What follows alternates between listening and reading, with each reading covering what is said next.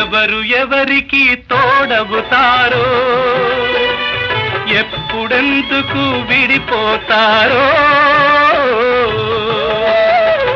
మమతను కాదని వెళతారు, మనసే చాలని ఉంటారు. ఎవ్వరి పయనం ఎందాకో అడగదు ఎవ్వరిని, బదులే దొరకదని.